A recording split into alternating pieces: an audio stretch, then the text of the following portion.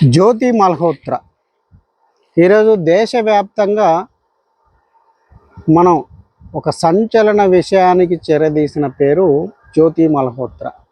పాకిస్తాన్ స్పైగా అంటే భారతీయురాలై ఉండి, అదేవిధంగా ఒక హిందూ సంబంధించిన వ్యక్తి అయి ఉండి కూడా ఈరోజు పాకిస్తాన్ యొక్క ఐఎస్ఐ తీవ్రవాదానికి లేదా పాకిస్తాన్ ఇంటెలిజెన్స్ వర్గాలకు దాసోహమని భారతీయుల యొక్క భారతదేశానికి సంబంధించిన రక్షణ రహస్యాలను పాకిస్తాన్ మిలిటరీకి లేదా ఐఎస్ఐ తీవ్రవాదానికి చేరవేసిందనే అభియోగాలపై ఈమె అరెస్టు కావడం జరిగింది. ఈమెతో పాటు దాదాపు 11 మంది భారతీయులు అరెస్ట్ అయ్యారు.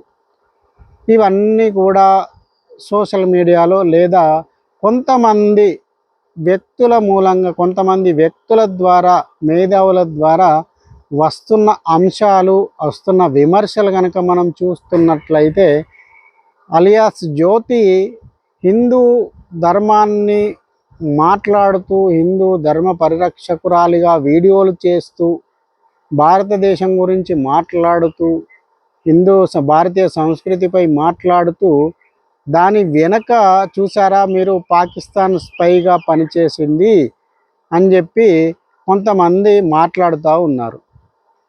100% వాస్తవం, వాళ్ళు మాట్లాడిన దాంట్లో కూడా కొంతవరకు వాస్తవం ఉంది, లేదని కూడా ఎవరు అనట్లేదు, దాన్ని ఎవరు కూడా తప్పు పట్టట్లేదు. కానీ మనం గుర్తుంచుకోవాల్సింది ముఖ్యమైన అంశం ఏమిటి అంటే, ఎవరైతే హిందూ ధర్మం నుంచి మతం మారి హిందూ ధర్మాన్ని విడనాడి వ్యక్తుల మూలంగా హిందూ ధర్మానికి లేదా భారతీయ ధర్మానికి వ్యతిరేకంగా మారుతున్నారు అనడము అసందర్భము కాదు, అతిశయోక్తి కాదు. ఎవ్వరు కూడా మతం మారిన వ్యక్తులు జాతీయవాదానికి దూరం అవుతున్నారు, దేశం పట్ల భక్తి తగ్గిపోతూ ఉంది అనేది 100% వాస్తవము. వీళ్ళు జాతీయవాదులు కూడా మాట్లాడుతున్న దాంట్లో కూడా 100% అర్థం ఉంది. ఎందుకు అంటే, సహజంగా జాతీయవాదులు ఏం మాట్లాడతారు, ఎవరైతే మతం మారుతున్నారో వాళ్ళు జాతీయవాదానికి దూరం అవుతున్నారు, దేశం పట్ల భక్తిని దూరం చేసుకుంటున్నారు, ఈ దేశం పట్ల శత్రుత్వాన్ని పెంచుకుంటున్నారు అనేది జాతీయవాదుల ఆలోచన ఉన్నది. ఇది ఇక్కడ మనం జ్యోతి మల్హోత్రాని కనుక మనం చూస్తున్నట్లయితే 100% జ్యోతి మల్హోత్రా కూడా ఇక్కడ జాతీయవాదానికి దూరమై శత్రు దేశమైన పాకిస్తాన్కు మన దేశపు యొక్క రహస్యాలను అందించింది. ఇందులో మనము ఎన్ఐఏ పోలీసులు, ఇంటెలిజెన్స్ వర్గాలు ఈ మేరకు ఆమెను అరెస్ట్ చేయడం జరిగింది. ఈమెతో పాటు దాదాపు 11 మందిని కూడా అరెస్ట్ చేయడం జరిగింది. ఇందులో మనం కనుక గ్రహించినట్లయితే, ఇది ఒక కేసును కనుక పరిశీలించినట్లయితే, ఈమె వ్యక్తిగత జీవితాన్ని కనుక మనం పరిశీలించినట్లయితే, ఈమె ఉర్ రహీం అనే యొక్క పాకిస్తాన్ ఎంబసీలో పనిచేస్తున్న ఒక అలియాస్ డానియల్ అనే వ్యక్తికి పరిచయం అయింది. ఈమెను అతను ట్రాప్ చేశాడు. తన ట్రాప్ చేసడమే కాకుండా తన 2వ భార్యగా స్వీకరించాడు. మనకు ఆమె నుండి వస్తున్న వివరణ కనుక మనం పరిశీలించినట్లయితే, ఈ డానియల్ ఆల్రెడీ మొదటి భార్య కూడా మా ఇస్లాం ధర్మంలో 4 భార్యలను చేసుకోవచ్చు, ఎంతమంది ఒకవేళ ఇబ్బంది లేనట్లయితే, మొదటి భార్య కనుక ఇబ్బంది లేనట్లయితే 2వ భార్యను కూడా స్వీకరించవచ్చు అని ఆమె మొదటి భార్య ప్రేరేపించి ఈమెను డానియల్కు 2వ భార్యగా ప్రేరేపించి అంగీకరించినట్లుగా మనకి ఇక్కడ వార్తా కథనాలు మరోవైపు కూడా వినిపిస్తూ ఉన్నాయి.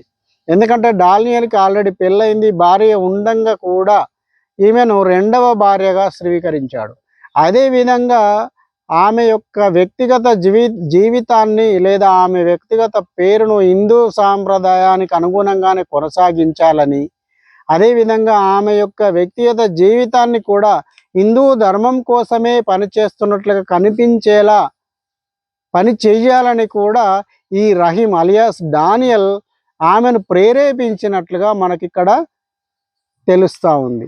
అంటే ఏదైతే ఒక కోణాన్ని మనము వెనుక కలిగిన ఈమె జ్యోతి మల్హోత్రా నేరస్తురాలే కావచ్చు, కానీ ఆమె తెలివి ఎటుపోయింది, ఆమె విజ్ఞత ఎటుపోయింది? ఇంత చదువుకున్న కాలము తను శత్రు దేశమైన పాకిస్తాన్కు స్పైగా పనిచేస్తున్నాననే ఒక ఆలోచన లేకుండా స్పైగా మన భారతదేశము యొక్క రహస్యాలను భారతదేశం ఇంటెలిజెన్స్ వర్గాలకు అందించడము, అదేవిధంగా పాకిస్తాన్ యొక్క ప్రభుత్వ పెద్దలతో ఆంతరంగికంగా వ్యవహరించడము, ప్రత్యేకంగా వారి యొక్క సమావేశాల్లో సీక్రెట్గా పాల్గొనడము, ఇవన్నీ చూస్తూ ఉంటే మనకు ఈ యొక్క ఆమె యొక్క అంతరార్థము అర్థమవుతా ఉంది.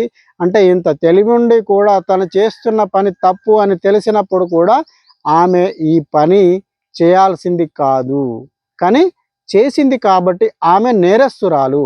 కాకపోతే ఇక్కడ మనం ఆలోచించాల్సింది, ఆమెను ఈ విధంగా ప్రేరేపించడం అనేది భారతదేశంలో ఇంకా అనేక రకాలుగా మినీ పాకిస్తాన్లుగా ఉన్న వ్యవస్థలు హిందూ మహిళలను, హిందూ ఈ ముస్లిం అమ్మాయిలు హిందూ అబ్బాయిలను లోబరుచుకొని వాళ్ళ యొక్క స్పైలుగా ప్రయోగించడము, అదేవిధంగా ఇక హిందూ అమ్మాయిల్ని లోబరుచుకొని ముస్లిం అబ్బాయిలు లోబరుచుకొని వారిని కూడా ఈ విధంగా స్పైలుగా వాడుకోవడం ఏదైతే ఉందో, ఇందులో మనం యొక్క కుట్ర కోణాన్ని అర్థం చేసుకోవాల్సిందిగా మనము తెలుసుకోవాల్సిన అవసరం ఇందులో ఉంది. అంటే ఈ యొక్క పాకిస్తాన్ ఏజెంట్ అయిన డానియల్ మన హిందూ అమ్మాయిని శారీరకంగా మానసికంగా లోబరుచుకొని పాకిస్తాన్కి ఆమెను మన యొక్క రహస్యాలను అమ్మడానికి లేదా చేరవేయడానికి ఒక వాహకంగా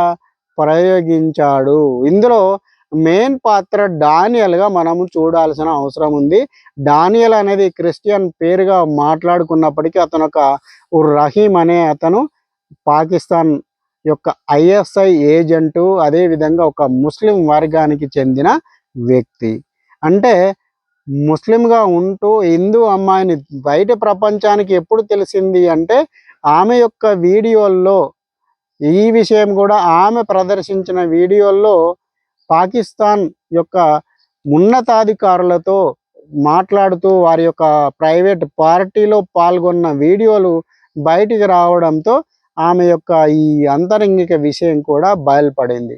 అంటే కానీ ఇక్కడున్న కుహనా సెక్యులర్ మేధావులు లేదా కొంతమంది హిందూ ధర్మాన్ని లేదా హిందూ వ్యవస్థను, అంటే చూడండి భారతీయ ధర్మాన్ని ప్రేరేపించిన ఒక మోసుకెళ్ళిన ఒక వ్యక్తే పాకిస్తాన్కు ఏజెంటులా పనిచేసింది అని మాట్లాడుతూ ఉన్నారు. కానీ ఇక్కడ మనం గ్రహించాల్సింది, ఒక నాటకీయ పరిణామంతో లేదా నేను ఇలా చేస్తూ అలా చేస్తే నన్ను ఎవరు అనుమానించరు అంటే హిందూ ధర్మం కోసం మాట్లాడుతున్నట్టుగా, భారతీయ సంస్కృతి కోసం మాట్లాడుతున్నట్టుగా, హైందవ ధర్మం కోసం పోరాడుతున్నట్లుగా మాట్లాడుతూ ఆమె చేత యొక్క పాకిస్తాన్ ఇస్లామిస్టులు ఆమె కోసము ఈ యొక్క చర్యను ప్రేరేపించి అంతరంగంగా వెనుక ఉండి ముందట మేక వన్న పులిలాగా ఆమె చేత ఈ యొక్క కార్యాన్ని నిర్వర్తించారు అనేది మనకి ఇక్కడ స్పష్టంగా అర్థమవుతా ఉంది. కానీ ఇదేమీ తెలియని కుహనా మేధావులు చూడండి, ఒక బీజేపీ మహిళనే పాకిస్తాన్కు ఆంతరంగిక విషయాలను అమ్మేసింది అంటే బీజేపీనే నమ్మదగినది కాదు, హిందూ ధర్మ పరిరక్షలకే నమ్మదగిన వాళ్ళు కాదు అనే విధంగా అర్థాలు తీస్తూ మాట్లాడుతూ ఉన్నారు, పోస్టులు పెడతా ఉన్నారు. కానీ ఆమెను జ్యోతి మల్హోత్రాను ఎంత మేరకు ట్రాప్ చేశారనే విషయాన్ని వాళ్ళు మాట్లాడడం లేదు. అంటే ఈ ట్రాప్ చేసే విషయము ఎంత భయంకరమైనది అనేది కూడా మనం అర్థం చేసుకోవచ్చు.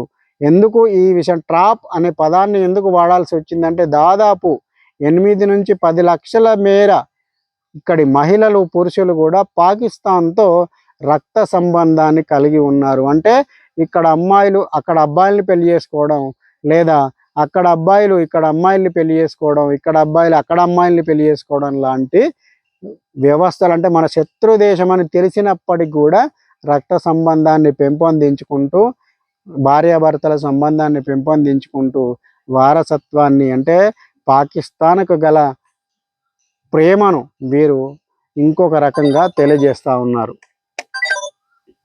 ఈ విషయాలన్నీ కూడా పోవాలంటే మనము ఆలోచించాల్సింది మనపై ఎన్ని స్పైలుగా ప్రయోగిస్తున్నారో, అంటే జ్యోతి మల్హోత్రా మీద ఎన్ని రకాలుగా స్పై ప్రయోగించారో అదేవిధంగా భారతీయులపై అనేక రకాలుగా స్పై ప్రయోగిస్తున్నారనే విషయాన్ని మనము మర్చిపోకూడదు. అంతేవిధంగా భారతీయ అమ్మాయిలపై కూడా లవ్ జిహాద్ లాంటి కే యొక్క వ్యవహారాలు అమ్మాయిలను లోబరుచుకొని వారికి అనుకూలంగా